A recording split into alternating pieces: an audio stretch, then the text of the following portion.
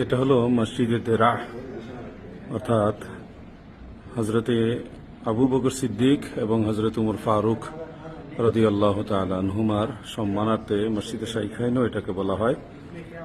আরেকটা মসজিদ ছিল মসজিদে দেরার, ওটা তো ধ্বংসপ্রাপ্ত, কিন্তু এটা হলো দেরার নয়, এটা দেরা শাইখাইনের নামে, অর্থাৎ আবু বকর সিদ্দিক হজরত উমর ফারুক রাদিয়াল্লাহু আনহুমা এইখানে অবস্থান করেছিলেন, নামাজ আদায় করেছিলেন, বিদায় এটার নাম হয়ে গেছে মসজিদ শাইখাইন। এখানে আপনারা একটা কাঠ নিশ্চয়ই লক্ষ্য করছেন, এই কাঠ হলো রসুল পাক সাল্লাল্লাহু আলাইহি সাল্লামের জমানার কাঠ। এটা স্মৃতি হিসেবে তাবাররুকান এখানে রেখে দেওয়া হয়েছে বরকতান। এমন আরেকটা কাঠ রয়েছে সামনে মেহরাবের উপরে,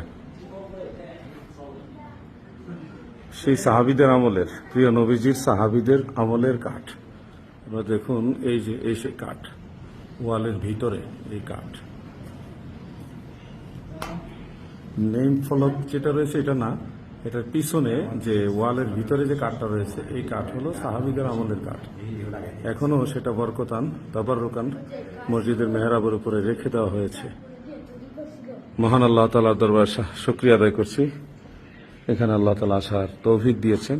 আমিন, আলহামদুলিল্লাহ।